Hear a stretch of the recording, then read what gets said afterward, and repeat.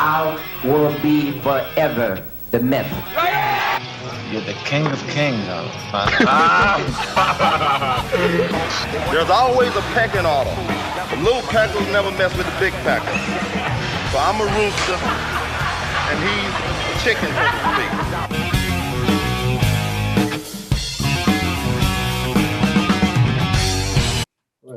All right, well, let's continue our discussion here on the compulsory poses, the mandatories.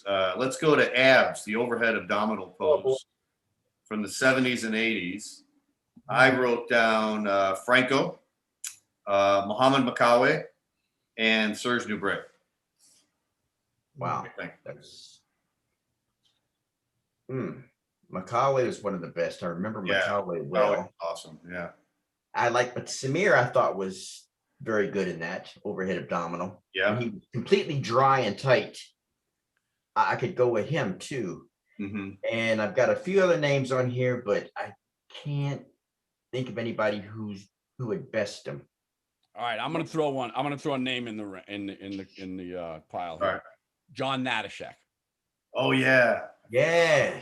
Freaky. I had incredible. Man, when he won the universe, those abs, man. Yeah, beautiful abs.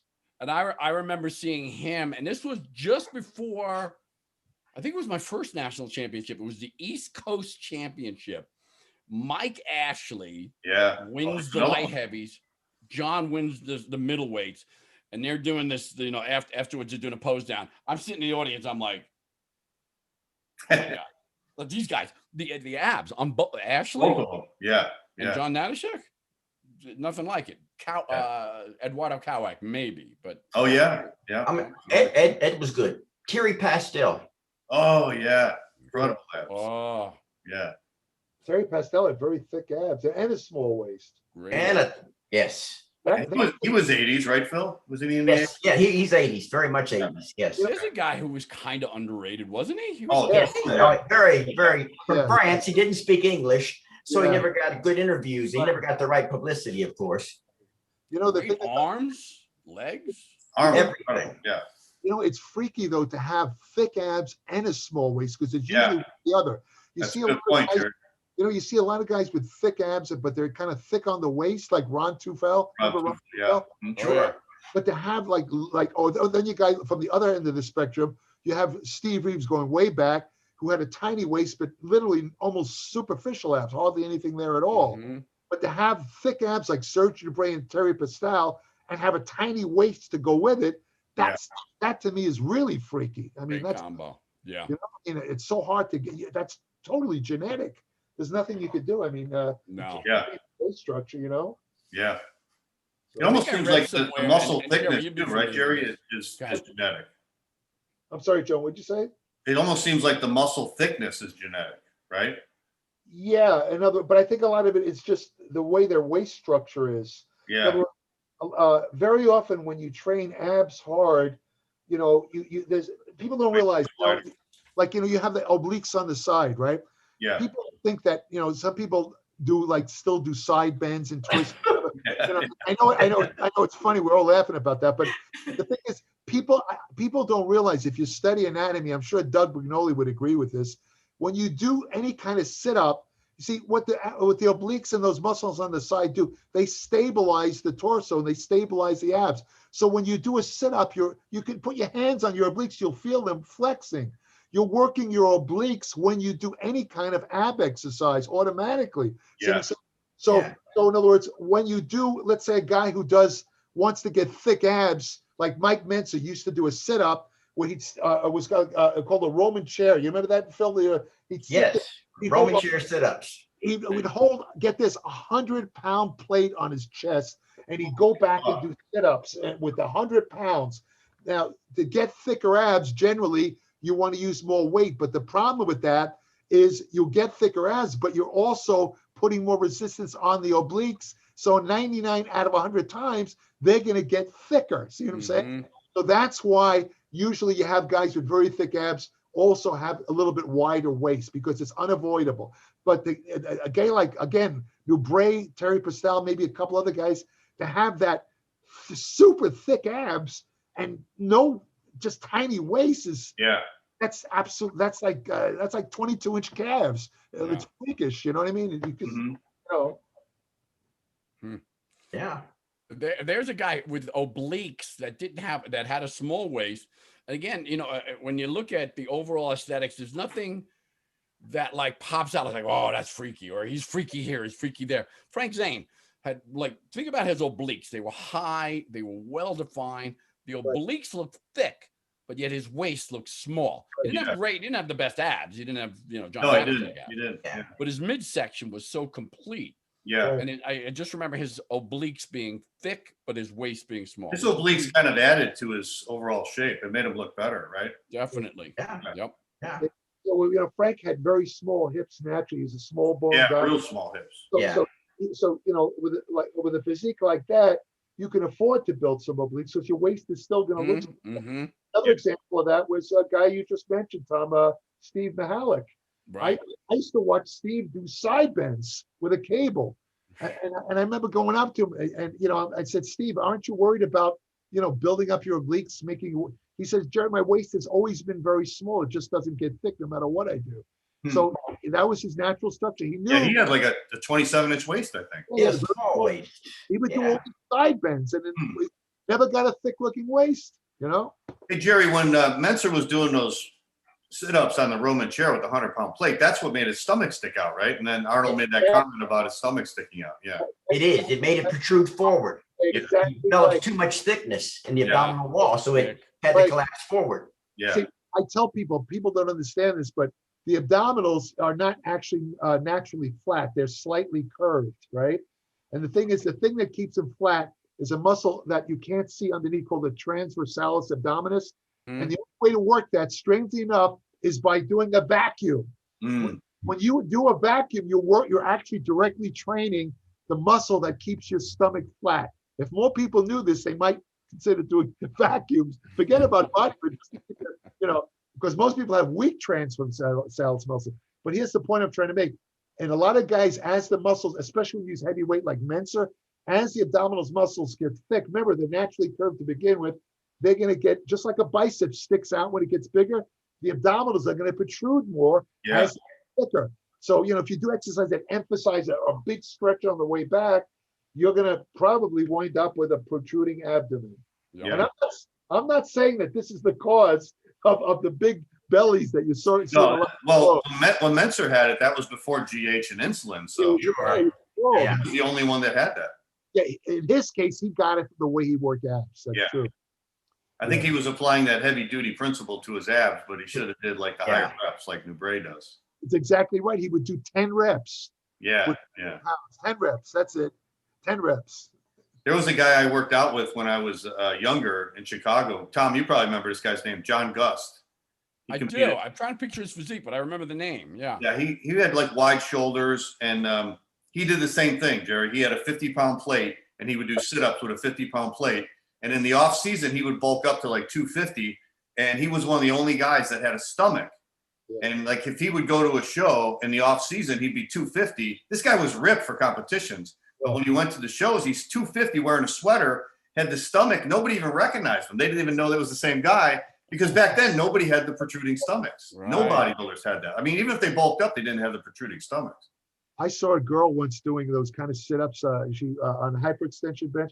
She was doing the same thing. She was going all the way back. You know, she wasn't using much weight. And I, like an idiot, I saw she was hyperextending her lower back, and I went up to her. I didn't know her. You know, wasn't trying to pick her up or anything. I went up to her and I said, Miss, you know, excuse me, I don't mean to interfere with your workout, but if you keep doing that, you're going to have a back injury because you're hyperextending your spine. Man, guys, she reeled into me. She started screaming at me, cursing at me. You told me that, Jared. She says, my trainer told me to do, who the hell are you? And I'm not going to repeat what she said. It was a bunch of, and I said, oh, ow, what the? And she actually went up to the front desk and complained about it. Oh, shit. Unbelievable. And after that, I never offered advice in the gym again.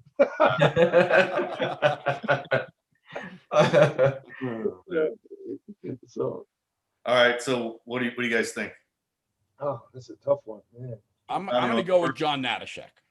All right, that's a good one. John Hnatyshack's a good one. Freaky abs. Yeah. And he looked good in that pose. He knew how to hit. He had great legs. Yeah, he did. He just wide enough lats. His arms were thick enough. Yeah, he looked. Small waist. Those abs were hard to beat. Yeah.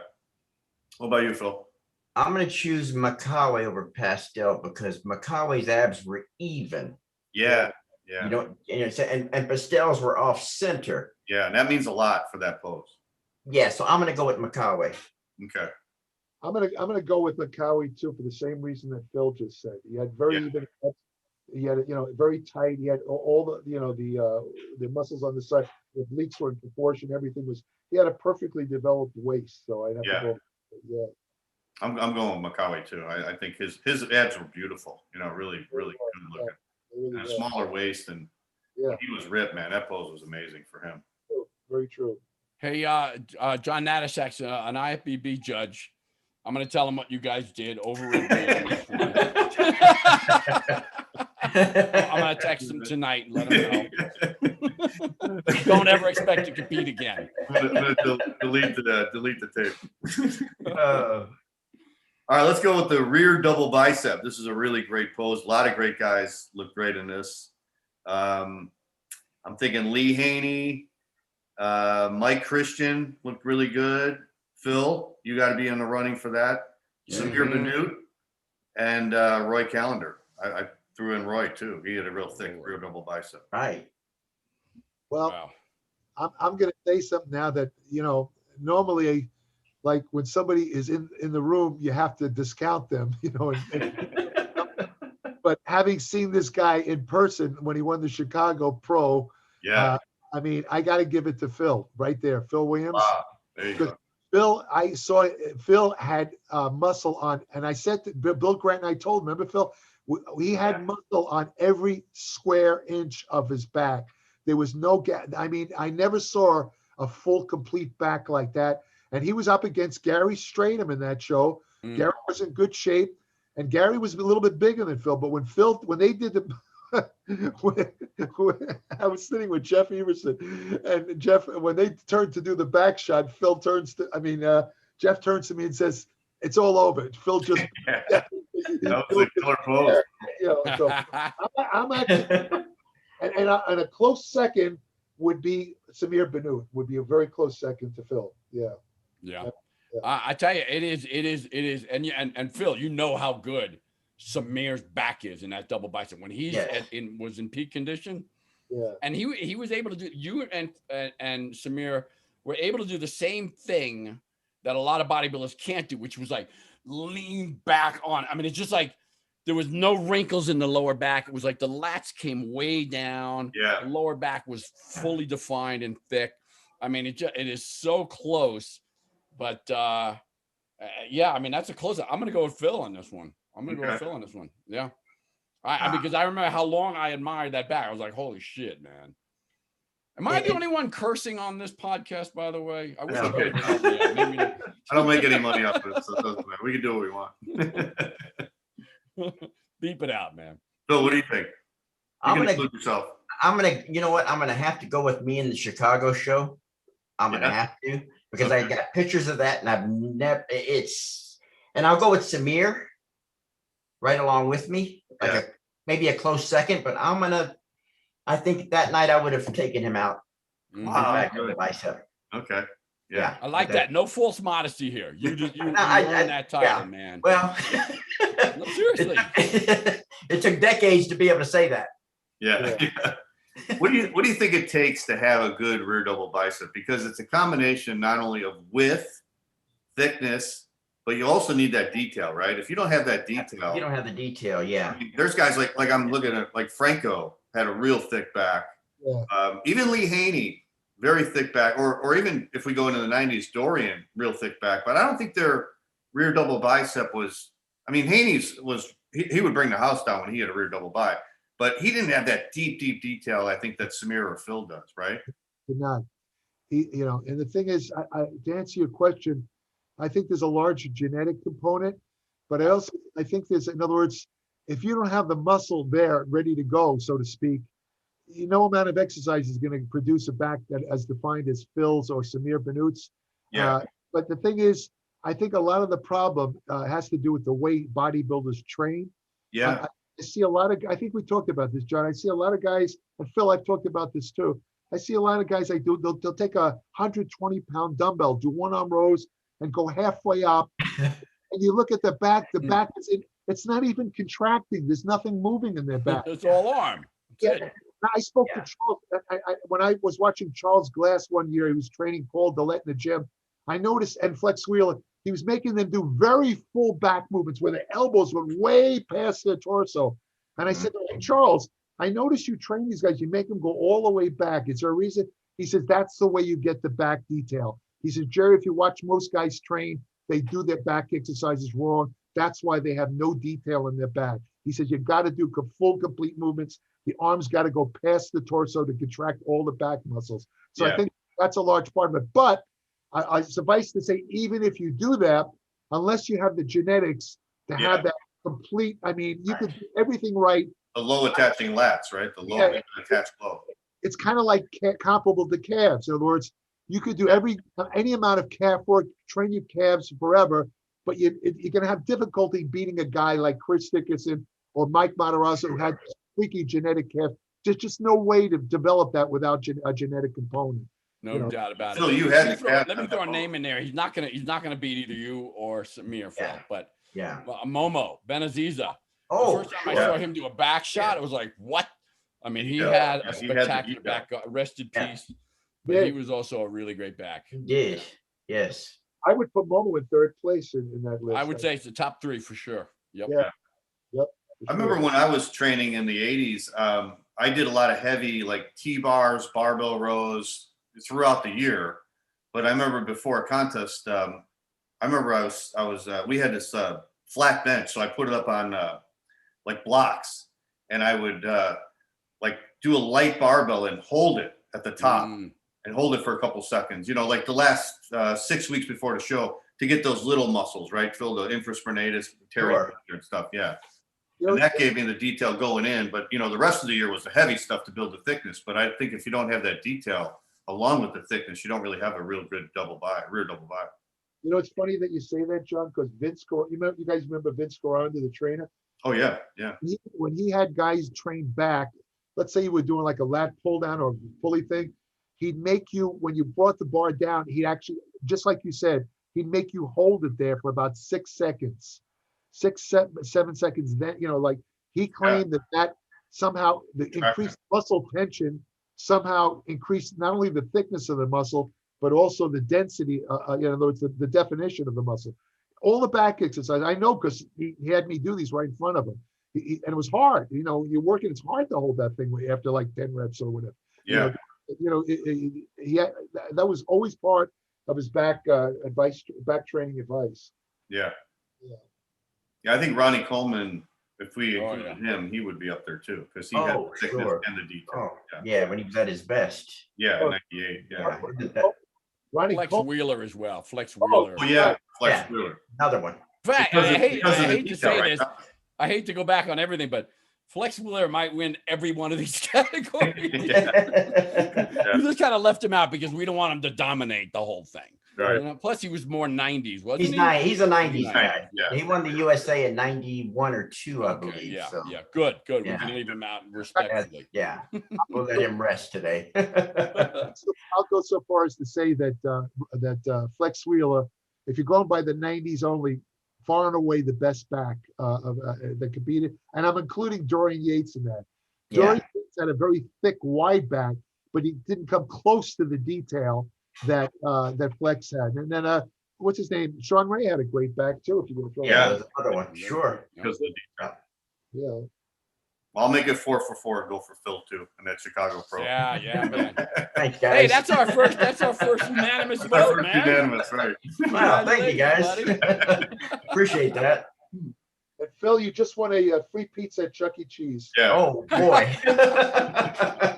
Let's send you a gift certificate or something, Phil. I got to. By the way, Vince Taylor is still being sponsored by Chuck E. Cheese, so you know it's good pizza. All right, let's go with the rear lat spread. So obviously we got to include Franco. We got to include Lee Haney. Phil, you could be in this one too. Yeah. Maybe Roy Callender. I keep bringing up Roy Callender because he had such a great back. Anyone else? 70s, 80s? Well, Samir had a good back. Oh, too. Samir, yeah. He did have a good lat spread. Sorry, Samir. Yeah, very good lat spread. Yeah, for sure. I can't think of anyone else outside of Lee Haney had a great one too. Yeah. Oh, yeah. Yeah. Absolutely. Absolutely. Sure. Oh God, I'm trying to. Kowak had a great lat spread. I don't know if it had the details we're looking for, but it was good. It was good. Yeah. Yeah. He had the width and the thickness, right, from head to toe. But I mean, from shoulders to waist. Lance Dreyer, we mentioned him before. He had a great rear lat spread. very thick, very wide. Lance, yeah. But this is a really tough one. It's hard to pick that. Yeah, because I think if you got a guy who looks good in his pose, they almost kind of look similar, right? Yeah. If you got like low attaching lats and they're wide, I mean, it's what separates one from the other. Not only that, but in the rear lat spread, it's more like a width thing. You know what I mean? It is. Yeah. It's not really that much detail because of the nature of the pose. You're not really crunching the back like in a double arm back shot. Right. So the detail is less of a factor. So as you say, with a double arm, with the rear lat spread, the guys more or less look similar. Yeah. So you have to choose a guy who's either the widest back or let's say the lowest lats. That's what you'd have to figure out, You know what looked good with Franco's back when he did that pose was if you look at his spinal erectors toward the bottom where it before it went out, it was super thick down there, probably from all those super heavy deadlifts he did. Really thick. Sure. Yeah, his back was super thick. Yeah, he had the low attaching lats, but it was super thick down his spine. I'll tell you who else. We're missing someone. Think about this: Tony Pearson. Oh yeah, Tony. Back lat spread. Wow, like an explosion. Yeah. That's a good one. It's a very good one. Tony had definitely a great lat spread. Super wide, man. I can't think anyone who was wider than him. No, he had the tiny waist too. Tiny waist. Yeah. My wife is getting on the conversation. She's handing me notes. What about Lee Priest? What about Chris Dickerson? What a good woman. I got some coaching going on over here. Yeah, that's great. John Brown getting coaching, so live coaching on the moment. You got to come up with it. I think Dorian, if we included the 90s, Dorian would definitely be in that discussion. Yeah. His rear lat spread was incredible. Hey, what about what's his name? Buchanan had that waist. Yeah. But the thing is, I don't remember his lat spread. And you know what? I've never seen him do it. I don't remember him ever doing it. I don't remember it. And I don't remember it being that freaky because his lats tied in a little higher. He just had a waist. That makes three of us. I don't remember Brian Buchanan's real lat spread either. I don't either. Isn't that funny? Yeah. I don't have any recollection of his lat spread at all. And maybe because it wasn't that great. I just remember his front double and his front lat spread because that waist was so freaky. Oh, the front was incredible. The back wasn't that spectacular. Good, but not at the level we're talking about now. Not great. I think you're right, Phil. I think because I would have remembered it probably. No. Sure, you would have. We both would have. Yeah. Yeah, so he's not up there in that category. Momo, should Momo be in there? Good back. I don't remember his lat spread as much. His rear double, I think, was better. Yeah. Detail. Yeah, he had a better rear double than lat spread. His back actually inspired Dorian to really build his back up. I don't know if you guys ever heard that story. Oh, Dorian did after Dorian got second. We did New York together. Yeah, at the night of the champions. And I guess he put up pictures of Benaziza's back on his refrigerator all year. Wow. To remind him, because I guess Benaziza smoked him in that pose from the back. Mm-hmm. I'm going to throw in Freddy Ortiz because, like I said, he had that freaky rear lat. I saw that back spread in person, and one of the freakiest rear lat spreads I've ever seen. Yeah. I mean, he just made his waist disappear. It looked like he had literally wings. Yeah. Huge back spread. Yeah. So. Did you see him do that on stage, Jerry? I saw him do it in the gym and on stage. Okay. On stage, he'd do this freaky thing. A lot of guys did that back then. It was a thing where they'd start out, they go like this, and they keep moving their arms forward. Yeah. Remember that time? And their lats would get wider, and the audience would go crazy. And towards the end, when Ortiz did it, it made his waist look like it just disappeared. All you saw was his big wide back. Right. You wonder, like, when is it going to stop? Where does it end, man? I remember watching Samir do a rear lat spread. It was at one of the Olympias. I couldn't remember. But he did something cool, and it was just, and a lot of guys adapted it later on. But I think he was one of the first. He did the, they turned around way back, and he brought out the Christmas tree, right? Right. That lower back. Yeah. Really brought it out, and then like boom, pounded his foot. Like, stomp his calf to the ground. And he's like, look at me, sons of bitches. Yeah. And then boom, hit it. It was like, whoa. But I remember the pounding of the floor with his foot. It was like, okay, you got my attention. You've earned it now. That back was something. Wasn't Samir one of the first guys, correct me if I'm wrong, to have that Christmas tree thing in the back? Wasn't he? Yeah. Pretty much, right? Yeah. I remember that. Yeah. And then I go back to John Hnatyshack, who was one of the first to really push the hands on the front of the legs and really bring it out. Do you remember that, Phil? I do remember that. Yes. Yeah, exactly. How you contract the lower back by pushing. Yeah. He was the first one to do that. Come out. Yeah. And just, it was like, whoa. Yeah. First time I ever saw that. Yep.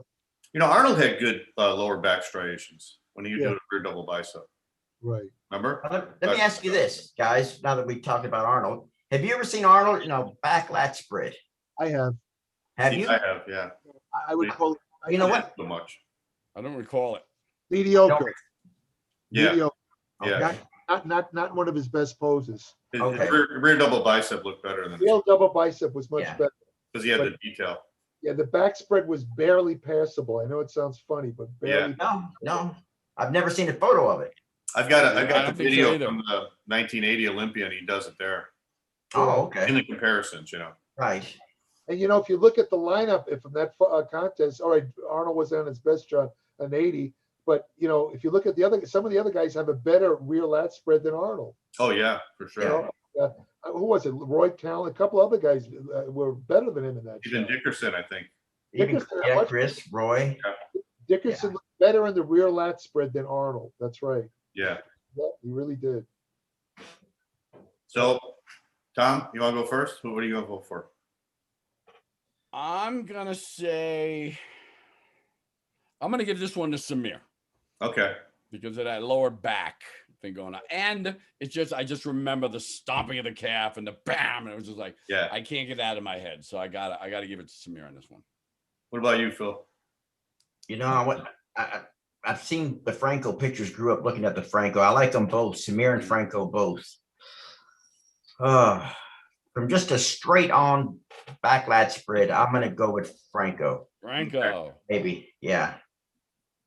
How about you, Jerry? I'm going to go with Tony Pearson over with a very close second to Freddy Ortiz.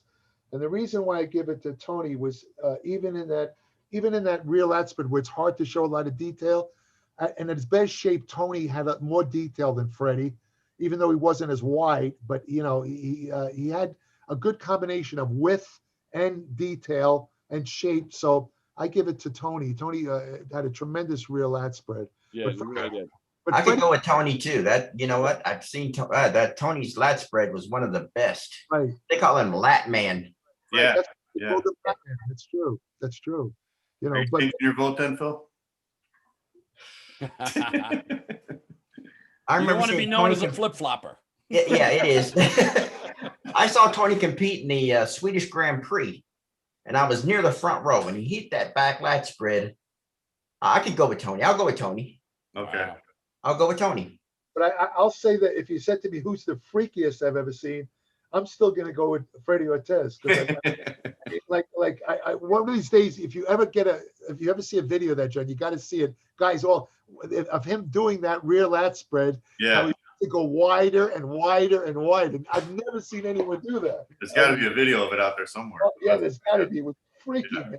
The audience would go berserk when he did that. Oh, yeah. Oh, yeah.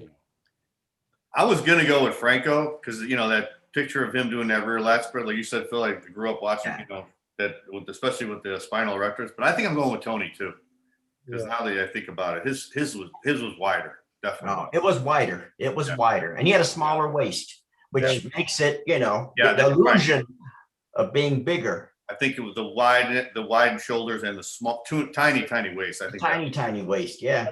Very true. Yeah. All right, we got one more to go. Most muscular. Oh, this is a tough one. Wow. I'm gonna throw a hat in the ring. All right. Jeff King. Oh, yeah.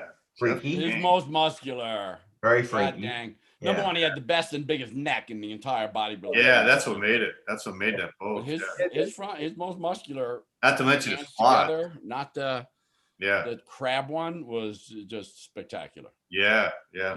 Maybe not the best, but certainly up there. Well, especially if we don't just include the crab and we throw in the variations. Mm-hmm. The three I had written down was Arnold, Lee Haney, Sergio. But if you're also thinking about variations of it, you got to go with Sean Ray with that. True. That he's an '80s guy. He won the national in '87. There's got to be some really freaky hands-on hip most musculars too, right? Right. Mm-hmm. You also should mention the guy who actually probably originated the pose, which was Harold Poole. That was Harold Poole's signature pose. Really? Yeah. I didn't know that. Was his signature pose. That was his most famous pose. Isn't that when they started calling it the crab? Yep. Yeah. But he was on the cover of Weeders magazine doing that pose right after he won that IFBB Universe. He always ended his routine by doing the most muscular. You know? Straps came up to his ears. Yeah, he had these huge traps. He looked really good. Maybe not as big as Jeff King. But he looked great in that shot. Terrific. Did he do the arm roll thing going on? That was like back then. Pumping iron. 70s. It was like, you did the arm roll. They go like this. I don't remember the ankle twist with it. He didn't do the arm roll, but he would do this kind of stuff. I think so. Yeah. He'd go like this, just show the various sections of the audience. Mike Katz had a freaky crab pose too. Yeah. Remember Mike Katz? Yep. Yeah, that's true. It was a tough one. Hey, you know what? Franco also had a great. I mean, that upper pec separation. Yeah. When Franco would do that front most muscular. Yeah. He did his kind of standing up where you could see his abs and stuff. Yeah. The abs right up into those pecs, man. Franco looked great in all those crunching poses, man. Mm-hmm. Yeah, this is a little tough one, but I'm kind of like conflicted between Sergio and Arnold because when Sergio was in really good shape, he had his crab was unbelievable. Stupendous pose. I mean, but Arnold, when he was in shape, those delts and he had the striations and his right. It's a tough pick. I kind of lean towards Arnold though. Okay. Yeah. You know what? I agree with you, Jerry. I think I'd go with Arnold first on the conditioning, the muscularity that he had over Sergio. That's exactly. But 1 and 2 though, 1 and 2 easily. But I would go with Arnold.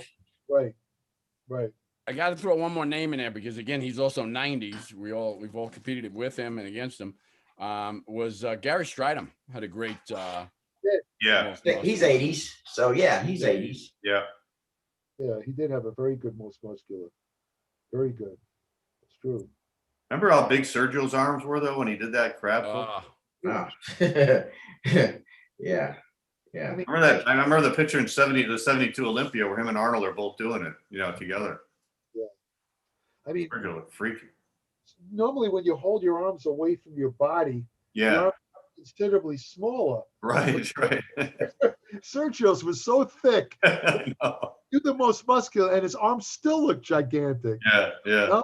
I mean, even Arnold, when he did the most muscular, his arms look a lot smaller. Yeah. Let's say a double bicep, but not Sergio. Right. Sergio's arms still look like legs when he did that most. Who remembers that picture, that classic black and white? I forget what it was after one of the Olympias. It's Arnold, Franco, and Sergio Bray in the most muscular. You remember that picture? 73 Olympia, Yes. Come on, man. That inspired so many workouts. I can't even tell you, man. That was in flat lighting, right, Tom? Wasn't that in a gym or something? Yeah. I don't know. I thought it was backstage. It looked like contest time. I think when they did the judging for the 73 Olympia, for some reason they didn't have it at the theater for the prejudging, and they did it in it looked like a gym, That could be. You might be right. Yeah. And it looked like just flat lighting in a room. And Arnold's most muscular was unbelievable. Arnold in that pose, though. That's a tough one. Yeah, that is. I have to give it to Arnold. A tough one, guys. Yeah. And another guy who kind of, if you want to call it, popularized it more than anybody else would be Lou Ferrigno. Oh yeah. All right, yeah. That's another one. That's a great one. That was the Hulk pose. I mean, Yeah, right. Yeah. the average guy in the street didn't know anything about Most Muscular pose. Right. Oh. They do the Hulk pose. But if you mention Hulk pose, oh yeah, I know what the Hulk pose. Right. That's true. He kind of made it his signature. Yeah. Right. That had to be funny. The first day they were filming the Hulk, he probably, the director was probably like, do something, He's, how about this? They're like, that's it. Well, it makes sense as the Hulk because, if you ever see like King Kong when he was like really mad, Yeah. The gorillas, they go like this with the chest. So you would think that a gigantic Hulk, when he's angry, would go, ah! It's a natural movement for the Hulk if you think about it. Right. It makes sense. Does your wife have an entry? Yes, she does actually. She said it may not be from the 80s, it could even be from more recent, but she said there's a Facebook picture going around of a kangaroo in the Most Muscular, and she's gonna have to give it to that kangaroo. I don't know if you've seen it. Have you seen it? It's a badass kangaroo, man. Hey, let me tell you, the lateral delts on that kangaroo is very impressive. Seriously, yes. It's probably taken with an Watch out for iPhone your legs, outside the 80s and 70s. But I think the kangaroo was banned for steroid use, though. I think you're right. Absolutely right. Plus, there was a debate whether or not it had the distended belly or there was actually a baby in Yeah, it. right. Yeah. Either way, it ruined the whole aesthetic look, so we got to just. And when the kangaroo found out about it, he was hopping mad. Trust me. Oh man! This is before So I guess we got to put this to a vote, huh? What do we got? We got Arnold, Lee, Sergio, Jeff King, Franco, Gary Strydom, Lou Ferrigno. Who else? It was Eddie Ortiz, right? Freddy. Harold Poole. The list goes on. Maybe Sean Ray from that 87 Nationals. Yeah. That was an incredible pose. I remember seeing him on the cover of a magazine. I was like, wow, he looks like perfect. The one where I'll tell you, I interviewed him after that contest. And it was interesting because we did the interview and the whole time after seeing that show, I was like, God dang, I'm glad I won this the year before. Like, it would have been pretty tough. And then it was in Vegas and we were walking around the casino. I was with I always had a fun, great entourage. Atlantic City, right? Was it Atlantic City? Was it Atlantic City? That's right, Atlantic City. And there's Sean after the contest, all by himself playing the slots. I'm like, where's your entourage, man? Where's your friend? Like, I came here by myself. Yeah. I think his friends had written him off by that time.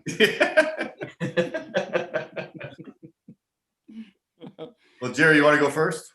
Yeah, I'm gonna go with Arnold, but close second, Jeff King for the Most Muscular. Close second. All right. But I'm still going with Arnold because Arnold in his top contest shape was with those striations, the pecs, the delts that popped off his body, and just the overall look was just absolutely. Even his legs look good in that pose, right?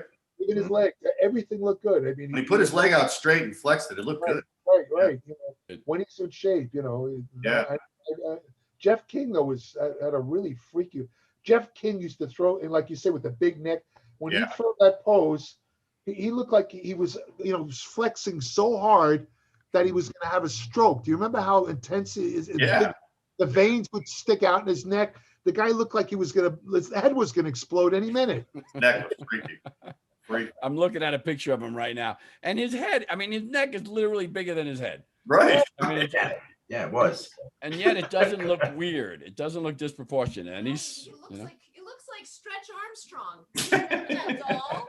You put him in the hot water and you would stretch him out. Right. Like Stretch Armstrong. Sorry, guys, I had to interject. No. This is the coach. The coach. There was a guy. Guys, here's a little bit of trivia for it. Years ago, there was a guy. I think he went on to compete in the Masters. There was a guy who was a firefighter competing. A guy named Vic Seipke. I don't know if you guys ever heard of him. Remember that? Yeah.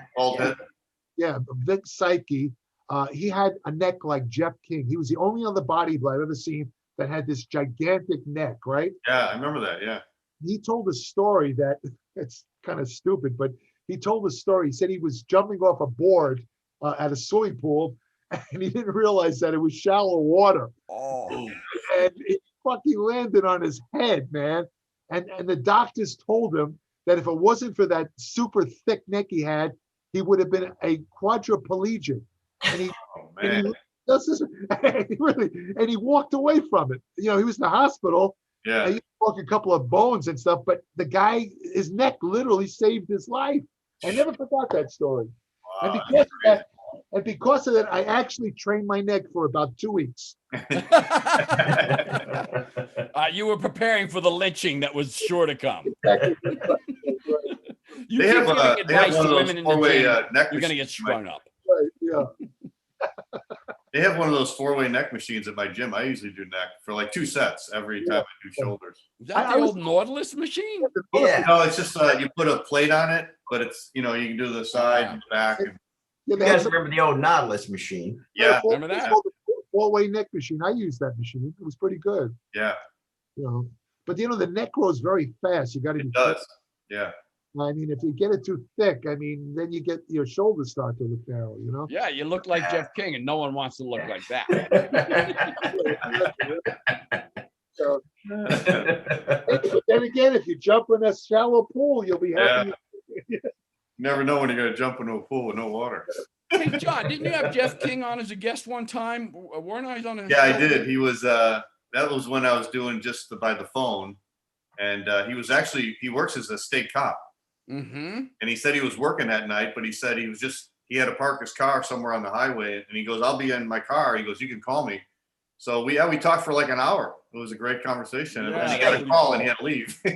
What state, John? Where did he go back to Vermont? I think he's in Vermont? Massachusetts still. Maybe I might have that wrong. Somewhere on the East Coast. Okay. Yeah. Huh. Wasn't he working as some sort of physical therapist too for a while? Yeah, I just did an interview last week with Glenn Kinnear and Larry Bernstein, and Larry said he was in the medical field too. Oh, Yeah. okay. Well, he went to chiropractic school. Right. This is a funny story in St. Louis, and he trained at Turner's. Oh, okay. Yeah. Did you see? And I don't think he ever completed Oh, he did. training, or yeah, I don't think he ever completed that, but he was training at George's for a while. Yeah, I think he was He doing had that to when he know was George. when he was kind of getting ready for the America, right? And I think he put that on hold to do the America. Yes, I think so. Yeah. Hey, I have a question for you guys. We're all talking about, Jeff right now. It's like, how do you think Jeff would have done had he competed in the IFBB and in the Olympia Yeah. around the same time? How do you think he would have done? Because it's interesting. It's a great physique. That Most Muscular is one of the best.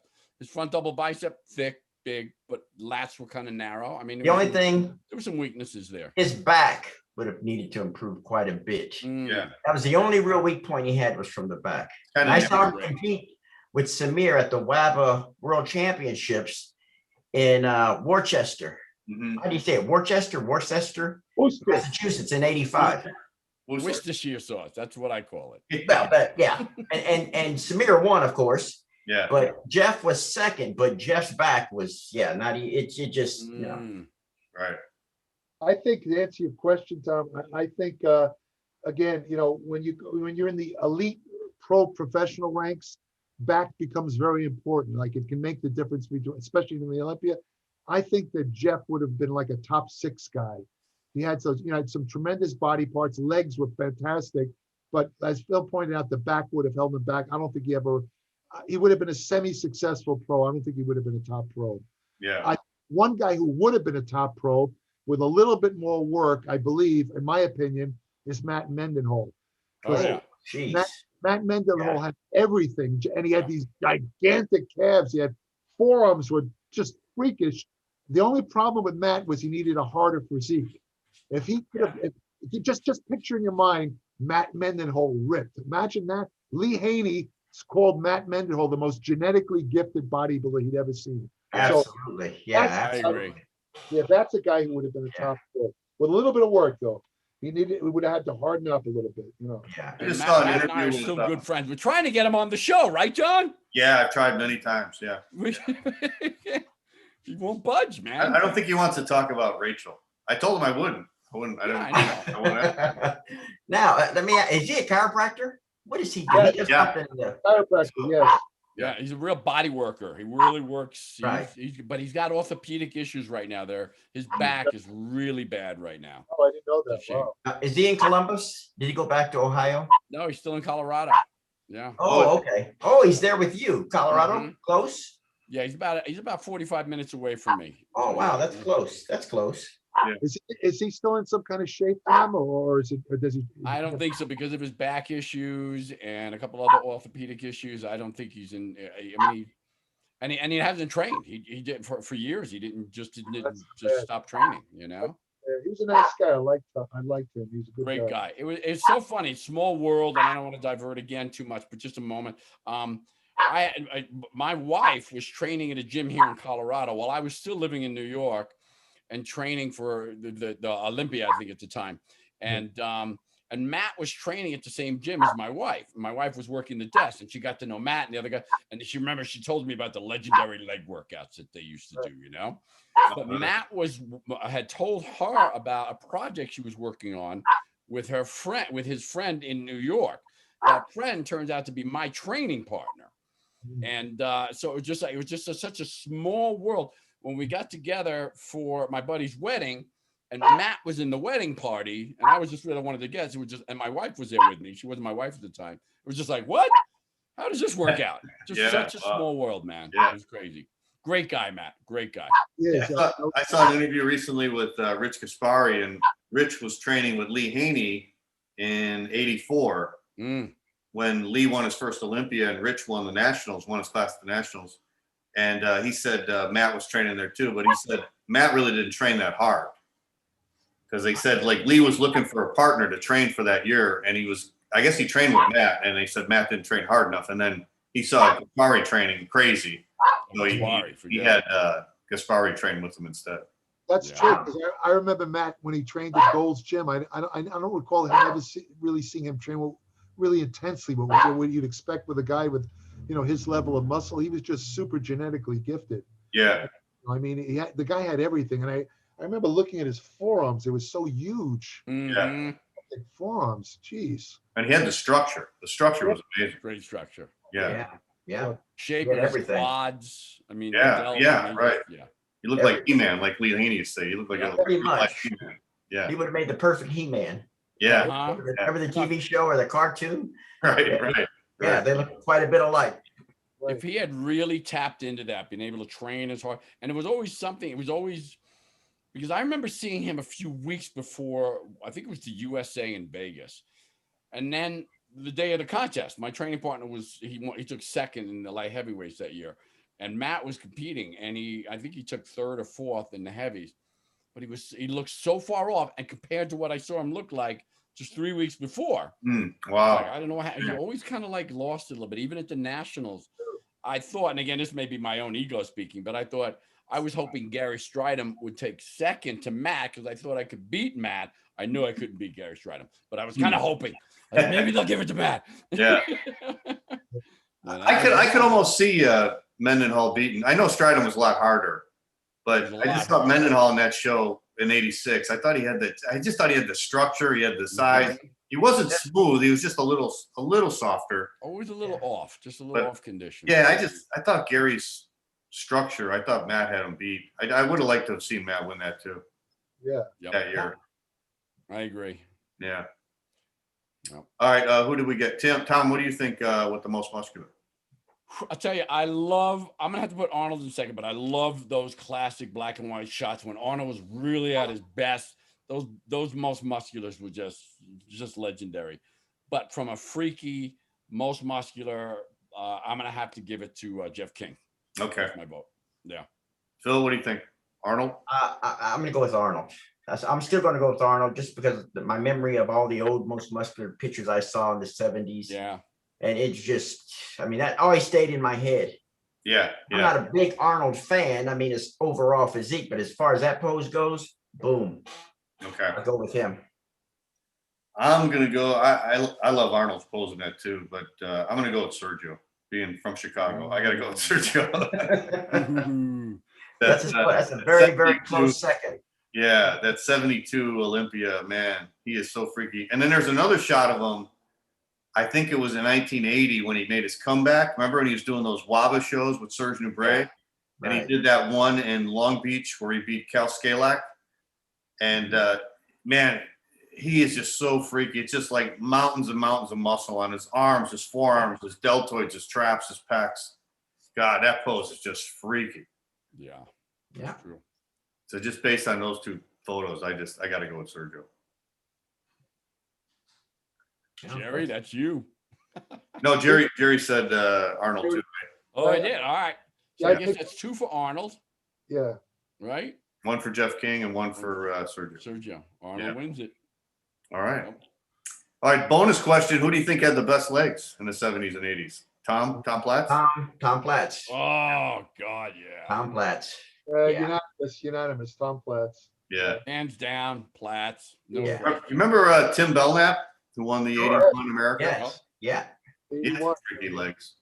I think Jeff King and Tim were fairly equal.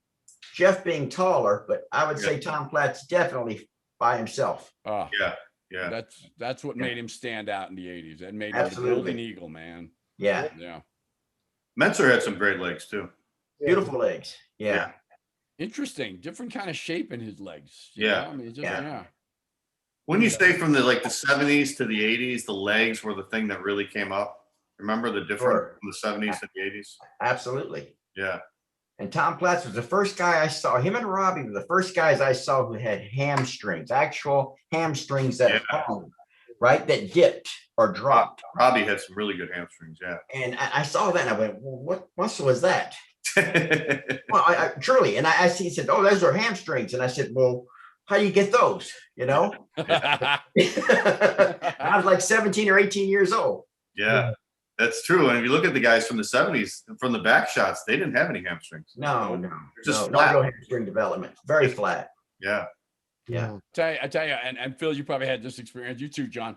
It just seemed like, as teenagers coming up, it seemed like we were discovering new things. It was like, oh, somebody was like, hey, kid, you better start working your forearms. I'm like, all right, I'll add that to my 2-hour workout already. Oh, you got to hamstrings. I got to do hamstrings. All right, now I'm in the gym for 3 hours, man. It's just like, holy crap. Where does it end? Remember?